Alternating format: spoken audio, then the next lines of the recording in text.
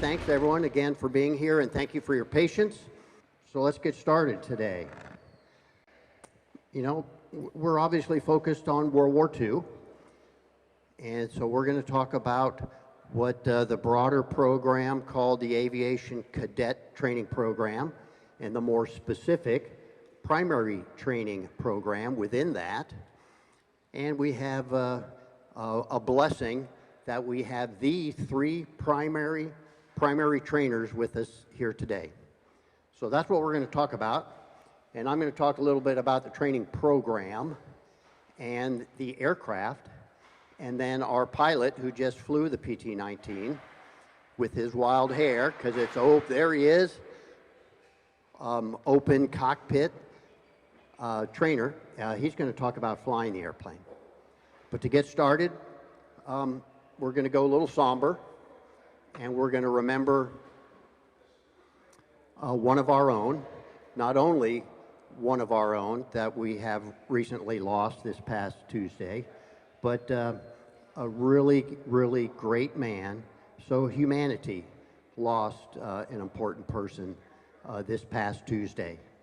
So Dr. Randy Sherman, as you can see, he was an aviator to the core. He flew general aviation, he flew warbirds, so he flew several of ours.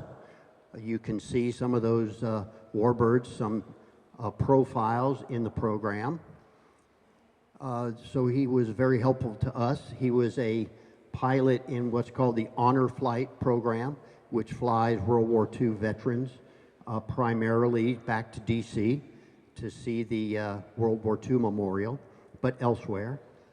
So he was part of that as well. He was a Condor pilot flying SNJ T6s all across Southern California. Those are busy guys, and they do a lot of memorial flybys, funerals, etc. He was into float planes, and he was into helicopters. And he would, on a periodic basis, bring either his Stearman, he had a biplane, or one of his helicopters, and he would drop in on us and just grab one of our volunteers and throw them in the airplane and take them for a ride. So he was a very, very giving man. He spent time on our staff here as the wing development officer. The development officer's kind of got a tough job. He needs to rub shoulders with benefactors, people who may want to contribute lots of money to us. That's important for us to be able to keep the lights on and keep a dozen or so airplanes flying that are 75 plus years old. He was a flight doc to many of us, right? Those who fly, or whatever part of aviation you need, you may have to have a medical clearance, a medical certificate to do your job. And the FAA blessed some doctors, and they call them AMEs, Aviation Medical Examiners, who give those who need it their periodic medical certificates. So he was a flight doc to many of us, including myself.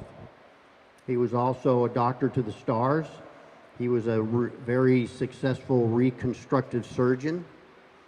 So think about if you have an accident and lose a hand, he's a guy who can put it back on and make it work. He was also, to the less fortunate, he was the primary medical officer on Operation Smile, where he would go to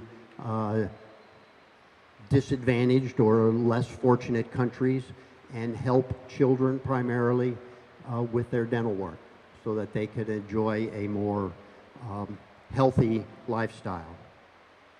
And I think bottom line is that last bullet. He was an extremely giving man.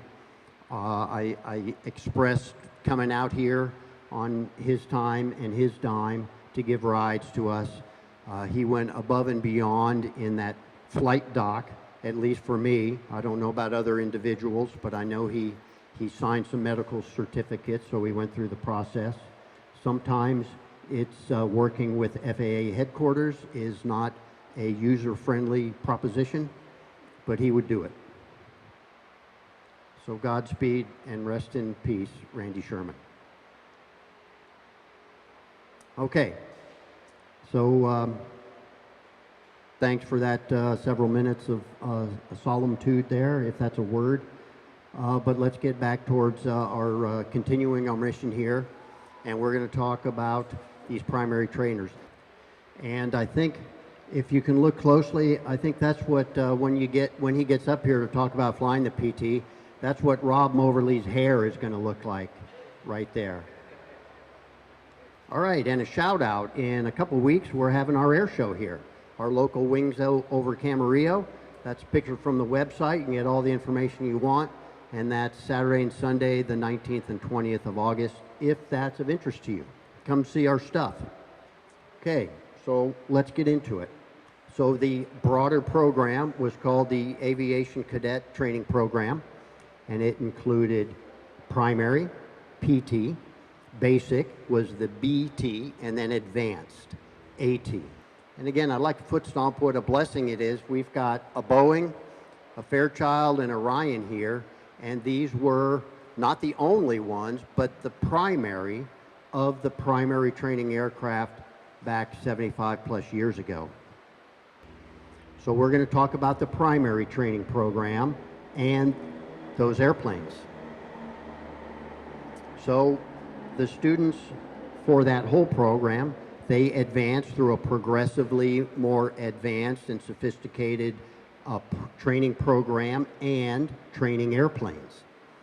Okay, it had its genesis all the way back in World War I, where they called it preliminary and then advanced, and then they changed that in the interwar years as we moved into the World War II era as primary, basic, and advanced. It was used primarily by the Army Air Force, but also by the Navy. Used pretty much a major component of this kind of thing.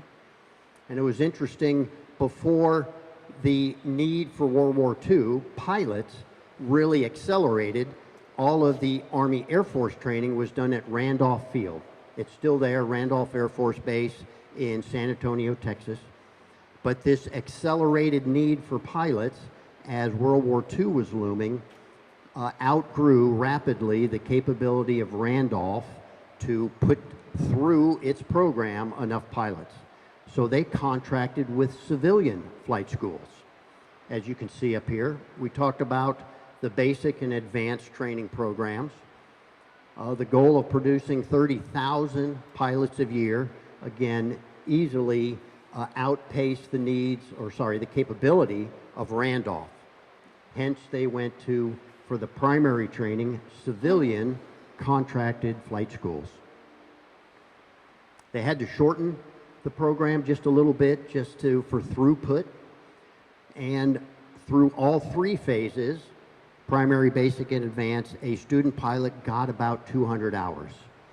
Okay, so now if we take that 200 hours, that's a pretty nice foundation for a pilot to then go into combat.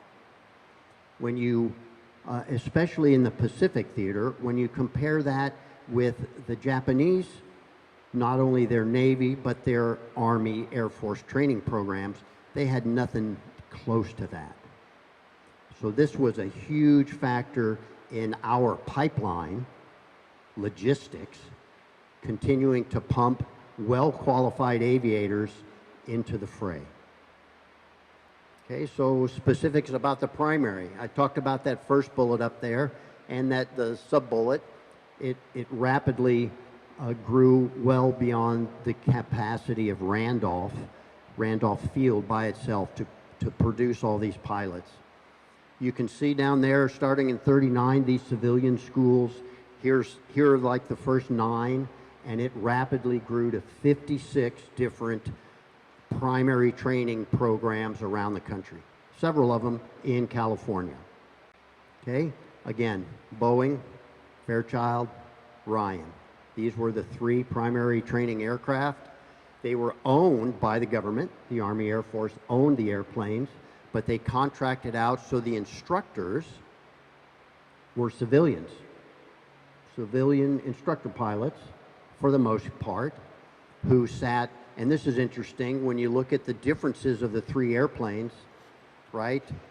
all open cockpit, they're all fixed landing gear, they're all fixed pitch propellers, but 2 wings, a single wing, and now we've got some metal on the airplane.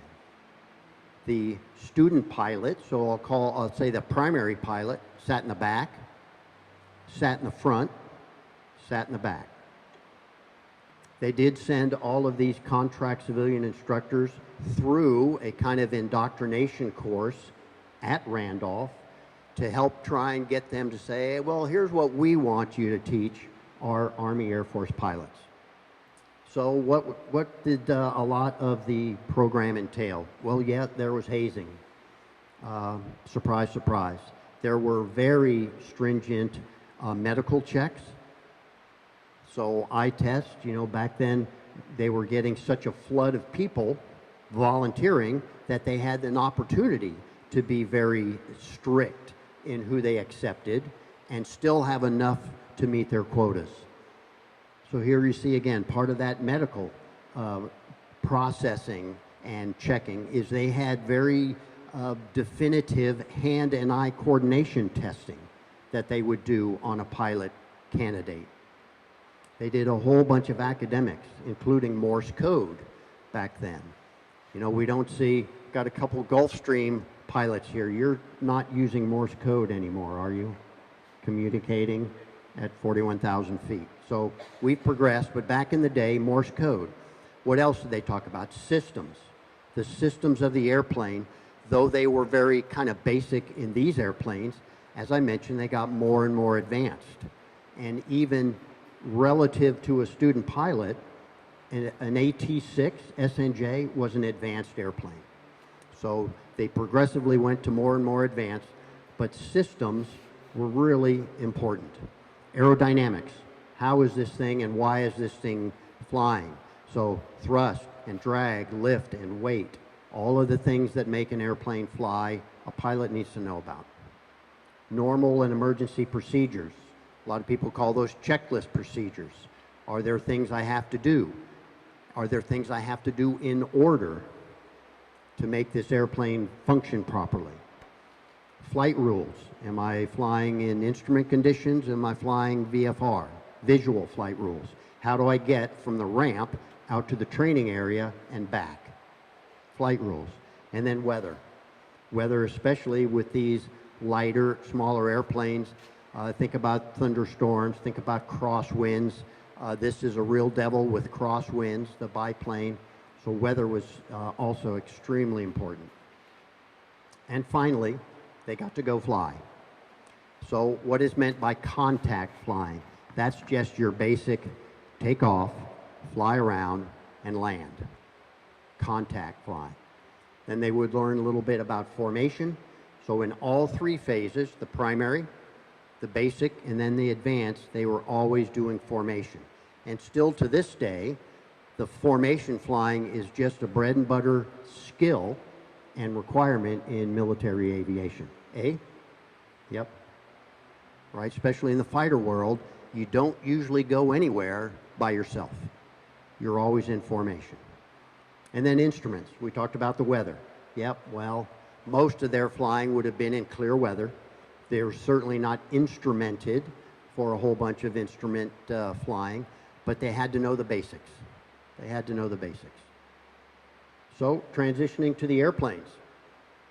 Well, again, I have foot stomped how lucky we are to have these 3 airplanes with us here today. Right, so in the primary training program of the 3, in the primary program, it was about 9 weeks long, and they got about 60 hours in one or many of these airplanes right here. And the PT-19 was typical. The cruise speed, I've got a chart coming up here that kind of compares these 3 airplanes, and you'll notice the cruise speed is 100 miles an hour roughly in all 3 of them. Okay, contact and formation training was their bread and butter in these kind of airplanes. So here's that comparison of our 3 airplanes we have here today. Okay, you can see the weight was the, not necessarily this was a more advanced airplane, the PT-22 over here, but it was just, it got the later number, 17, 19, 22, but it was significantly smaller. So it weighs less, it's got less horsepower, but it's still going to cruise at about 100 miles an hour.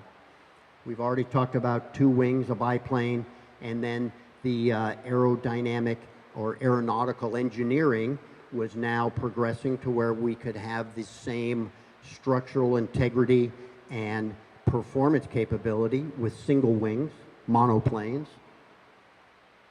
The spans, our airplane, our star of the day here, had the largest of the wing spans.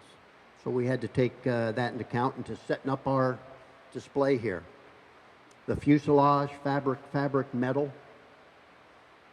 Okay, flaps.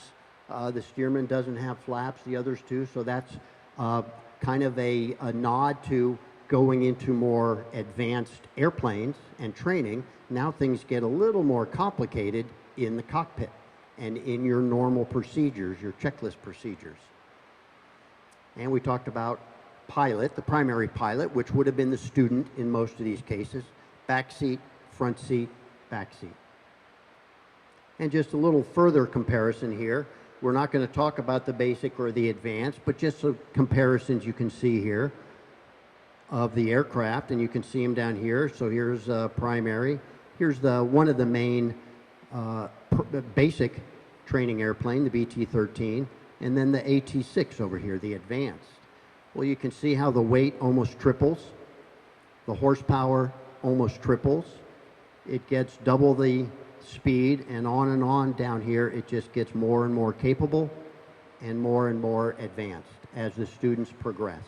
So a really solid, when you look at it even today, a really solid building block approach to take a student pilot from what's an airplane to a competent pilot with about 200 hours who's now going to go into combat. Some factoids for our baby back here right behind me. First flew in May of 39. It won the PT competition for its role versus 17 other different airplanes. Its variants were based, you can kind of see, the prototype, if you will, started with a Ranger inline engine. They then went, the 19A had a little bit more horsepower, but still a Ranger inline engine. And then the B, which we have, went into that instrument trainer. So they added a few instruments. They added the ability to put a hood over the front cockpit. Remember, the student pilot sat in front in this airplane, put a hood over him so he couldn't see outside, and then had to focus on his instruments to do that takeoff, fly around, land.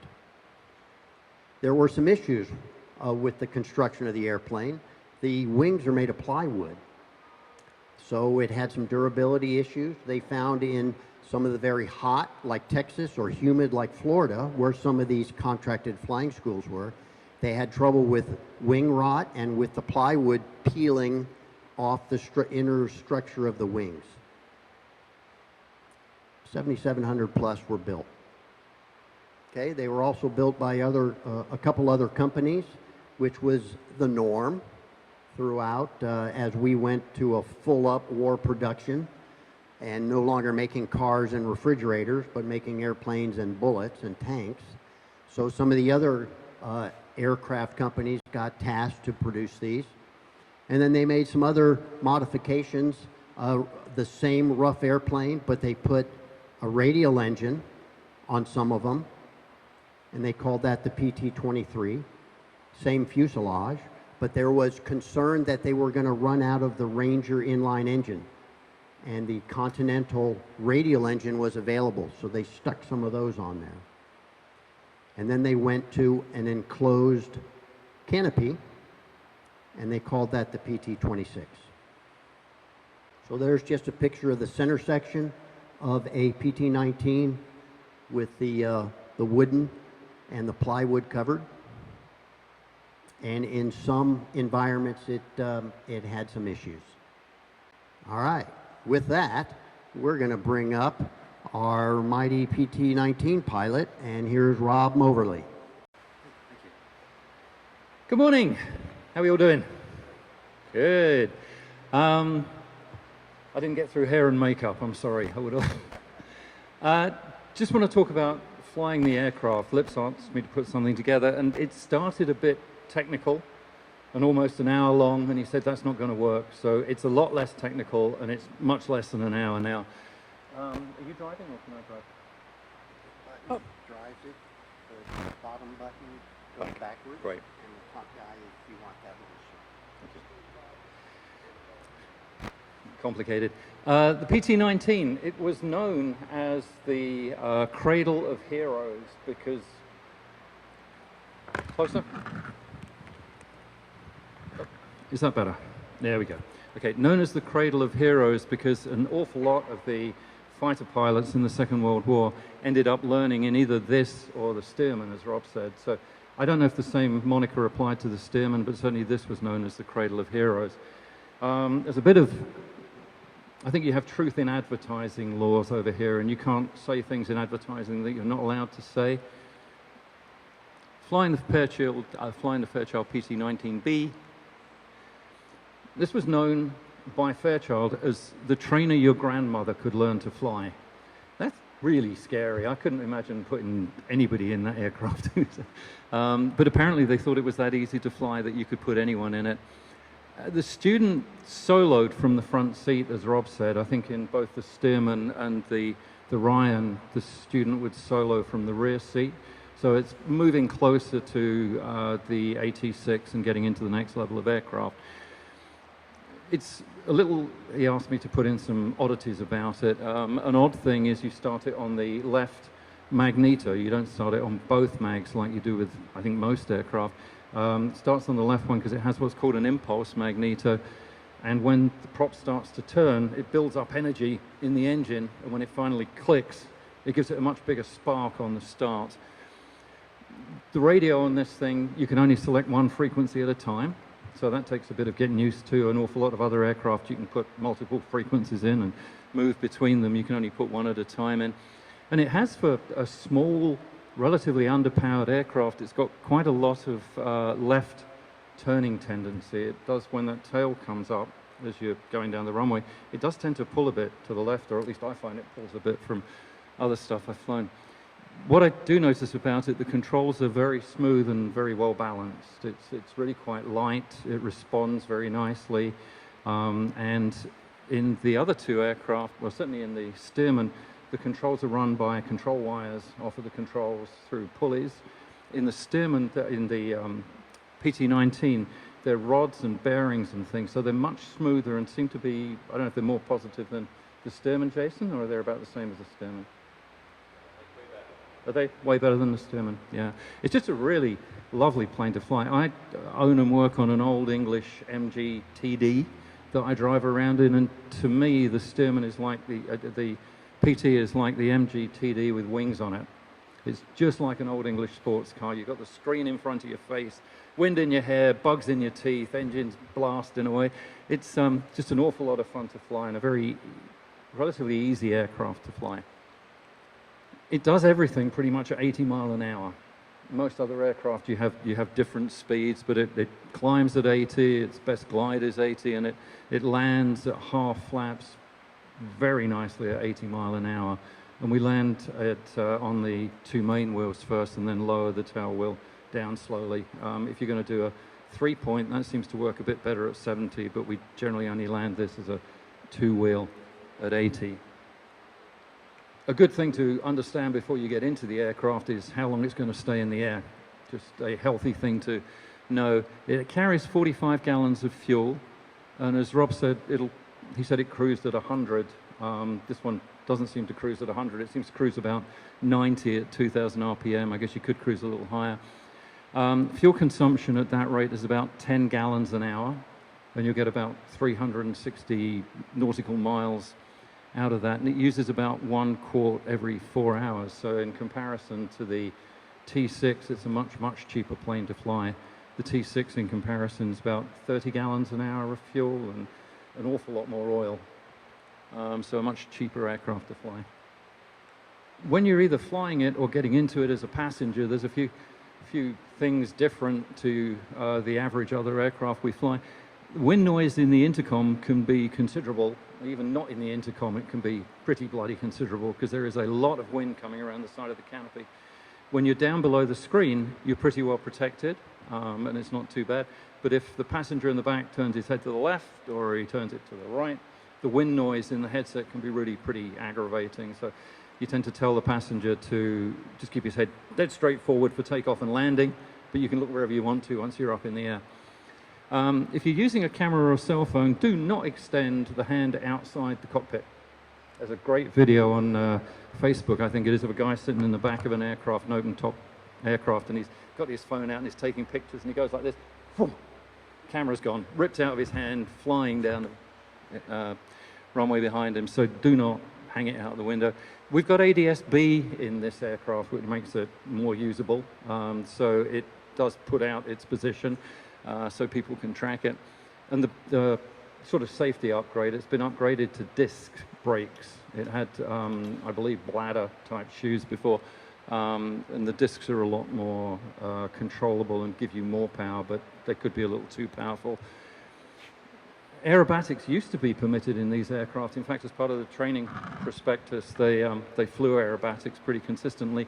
We don't in ours, just because she's a dear old lady. She's 80-odd years old now, and we're trying to take as much care of her as we could. And I've only ever been upside down in an open cockpit airplane once, and that was pretty scary. So we don't fly aerobatics. When you come to get onto the aircraft, a couple of things. You can only put someone who's less than 250 pounds in the back. Otherwise, it messes with the aircraft quite considerably. So we have a limit on that. You step on the black walkway on the side because the rest of the wing, as Rob said, is wood. Plywood, and you step in the wrong place, I don't think you'd go through it, but you don't want to be putting load on those wooden wings or the spars that you don't need to. And we've got away from using the windscreen as a handhold. If you look between the two cockpits, there's this great big roll cage assembly, which is literally what it's intended at. If you were to turn the aircraft over, that roll cage would support the aircraft and stop it scrunching you and your passenger into the ground. So we use that as the handhold on it. And although it's a simple aircraft and probably one of the simplest ones out there, the checklist is still fairly comprehensive. It's still got a fair amount of stuff you've got to do with it, and it's actually not a lot shorter than the T6 checklist. It's still the same sort of things you've got to go through, just because you're flying an aircraft, but nothing terribly unusual about that. So, who knows what an inverted spin is? Anyone know inverted spins? An inverted spin is if you put the aircraft upside down and you put it into a spin. It then rotates upside down. It keeps going until you stop it. There is, oddly enough, a world record for the number of inverted spins. I'll get to the point eventually.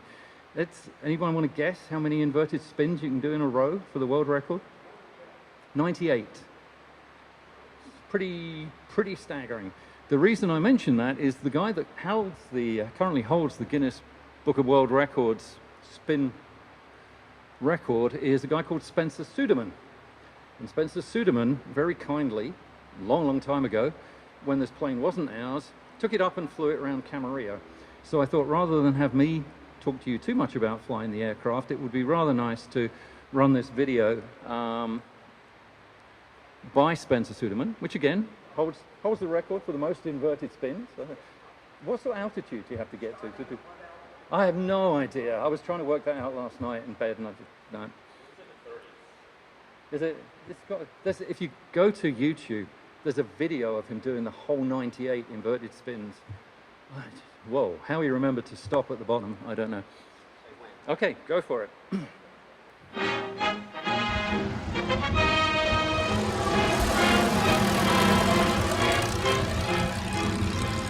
And that's Camarillo Airport. I'm Spencer Suderman here at Camarillo Airport in Ventura County, California. I'm getting ready to go fly the Fairchild PT-19. It was built in 1943, and its mission was to train fighter pilots for combat in World War II. Clear prop!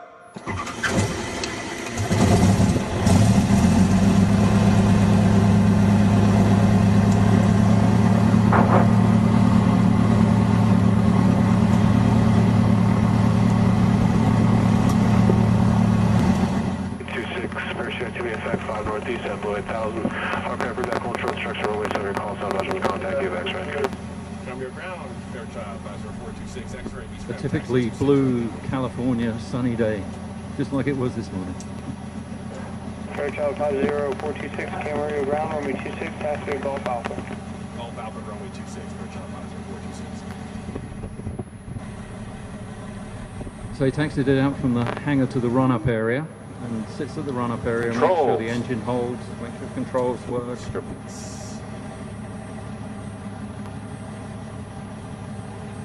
Yes. Shoot. Goes through the checklist.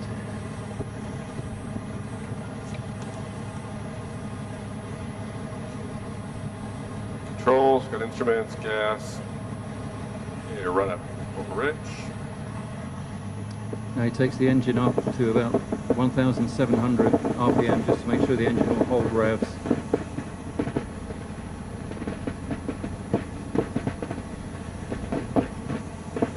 Left bag, good drop.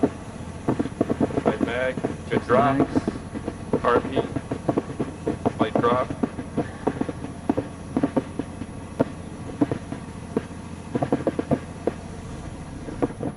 Come your ground, Fairchild 426, run up. Fairchild 426, continue taxi, contact tower, stay flight. Contact tower, Fairchild 426.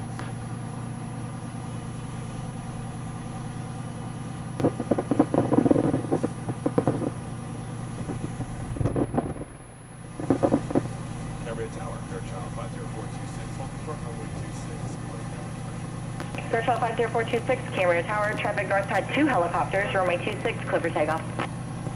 Helicopters in sight, runway 26, clear for takeoff, Fairchild 426. Taxis out onto the runway, lines up. Puts the poles on.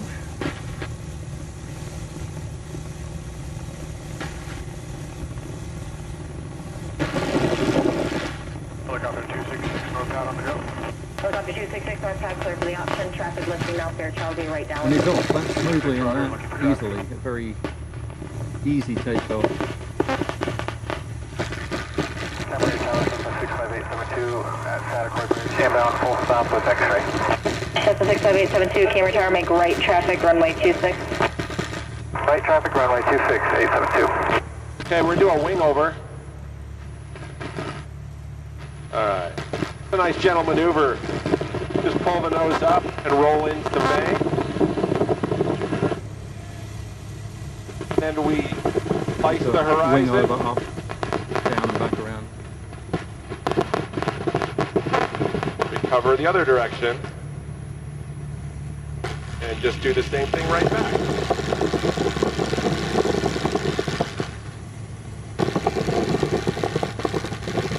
Wind 21010. See how the pitch and bank and roll are all constantly changing? Okay. So that's a wing over. Now let me demonstrate a steep turn, then I'm gonna get loose, okay? Charlie, ready, 26. Okay, I'm gonna roll in 8 Whiskey Charlie, Camarillo Tower, stand 45 degrees of bank. Okay. And just sweep the nose around the horizon. Notice the ball stays in the center. See the ball? Real gentle maneuver. Very gentle. Altitude stays on track. 28 Tango north side, clear for takeoff. Proceed as requested. Everything's coordinated. And when I complete the first Mooney 904 November. 360 degree of heading change, I roll into the left and do the same thing. And he does these so much better than I do. I just sweep the nose across the horizon, 45 degree bank, maintain altitude, maintain the ball in the center, meaning I'm coordinated.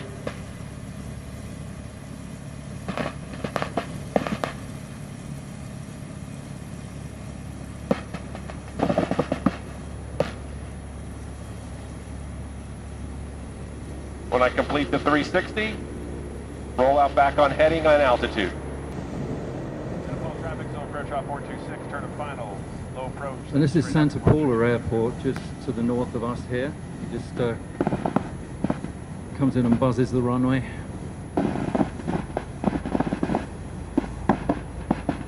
Santa Paula traffic, Cessna 4 Juliet Hotel, turning left downwind for 22 for the golf course.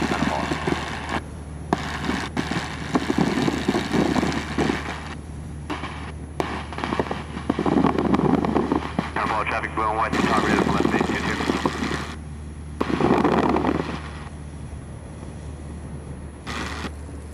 Which gives you a much better sense of speed when you get up at altitude, obviously. Yeehaw! Woo! All right, we'll head back over to Camarillo. We're kind of high. Jumper is in 2 minutes, by Jericho. Slip to a landing. Came in time, traffic observed. Right, thanks.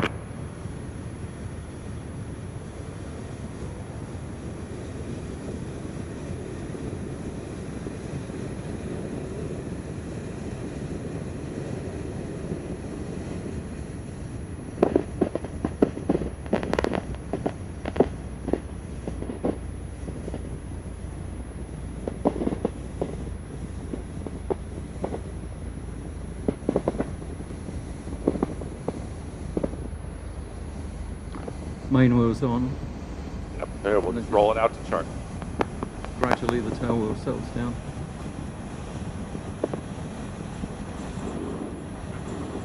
So you put too much pressure. Clear Charles 426, turn left point 8, we'll call the ground point 8. Well, left to Charlie ground point, clear Charlie 46.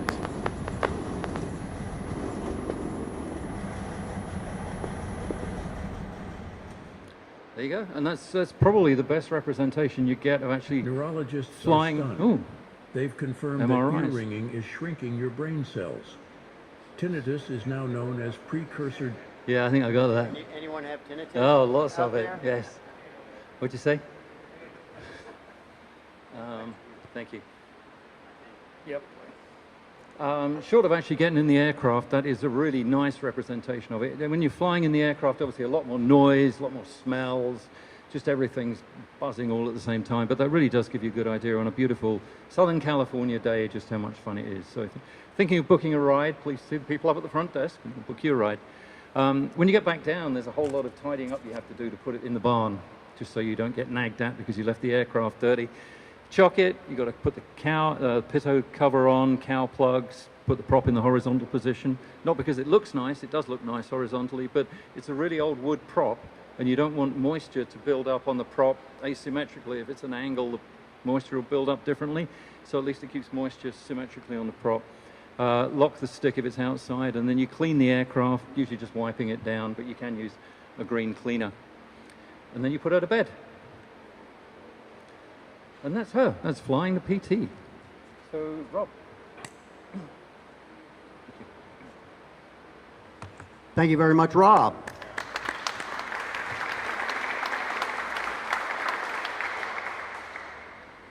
So, pal, who has questions? For either me, I'll talk about the aircraft if I can, or the program, or specifically for Rob. Any questions? Yes, Mike.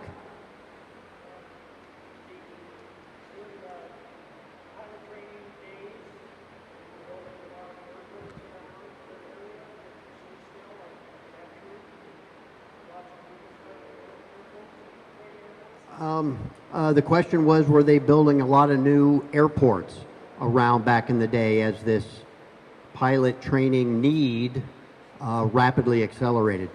Mike, I don't know specifically.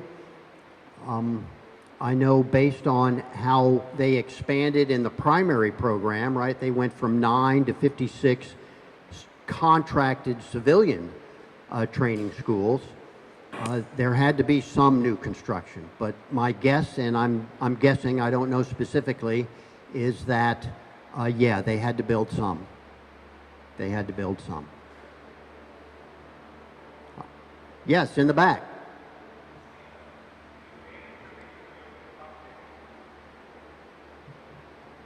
Can you say again?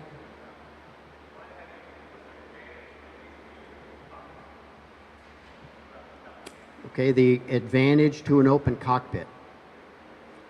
Again, I don't know. I'm going to theorize that it had mostly to do with, that was just the aeronautical engineering standard of the day. And they hadn't yet progressed to being able, on a production scale, to produce that kind of, as funny as it sounds, technology. We got there. If you remember, the PT-19, PT-23, PT-26 were the same airplane, maybe a different engine, and the 26 had an enclosed cockpit. So a pseudo answer. What else? Rob, you knocked it out. You knocked it out. No further questions. Okay, here's another answer maybe. Yeah, when they started building much more modern metal monoplane type fighters, I think the French were one of the first, no, maybe the Italians, they designed the plane, beautiful, sleek looking fighter, and it had an open cockpit on it because the pilots did not want to fly in a closed cockpit. They'd been so used to, all the aviation before that was all open cockpit, right from Wright Brothers, Jenny's, everything, all the way through. And the fighter pilots actually resisted in some areas having a closed cockpit. They felt they couldn't get out of the aircraft fast enough. They didn't feel they had the same observation, the whole lot, visibility. So it's just curious, but it's more historical, as Rob said. That's just the way it was. And pilots are a bit difficult, change averse, so it takes them a while to get adjusted to it. It's a good question. Okay, last try. So here's another thing. Think about World War I. If your machine guns jam, think about how close those fighters were to each other. You could pull out your .38, but not in an enclosed cockpit. Or it was more difficult. You had to refer to your checklist to do that. Okay, last try for questions here, and we'll wrap things up. It is thanks for your patience and hanging with us with the planned delay to get the airplane in, and it's a bit warm in here. All right, then let's wrap things up. Okay, so again, I'd like to thank everyone for being here. While you're here, take advantage of being here and check out what we have. Bear with us because we're going to start moving here in about 3 minutes, everything that way, so we can get 2 of our airplanes out, and you can, if you hang out with us, you can hear them and see them fly. And next up, we're going to have a birthday party. We talked about primary, basic, advanced. Well, we're going to highlight probably the best known advanced trainer of World War II, and that's the SNJ AT-6. And we have one that we know of in Las Vegas and one here who turned 80 years old this year. So their day were built and rolled off the factory in 1943. And they are still functional airplanes. So hoorah, we're going to throw them a birthday party and talk a little bit about them. Okay, and then coming up in November, we're going to talk about what I call the utility airplanes that we have around here. Here's an example of an F-24. We have a couple others, so we'll talk about the utilities, some unsung heroes in the rear areas doing yeoman's work. And here's a shout out for you. I'm in coordination with Charlie Plum, who is a motivational speaker. He is a former Vietnam prisoner of war. And we may be able to get him in here on either the 2nd or the 9th of December. Please note that is tentative. And you know, if he gets a paying gig, sorry, Kathy, we drop down the list rapidly. But yes, sir. Good connection. So here for a while, Charlie had his PT-19 here with us. In fact, a lot of the photos of the PT-19 you saw that were blue and yellow were Charlie Plum's. So that is something to hear. Charlie Plum, tentative, fingers crossed. So thank you, everybody. Be patient with us. We're going to move stuff out of your way. Don't get in our way, because we're moving airplanes. Thank you for being here.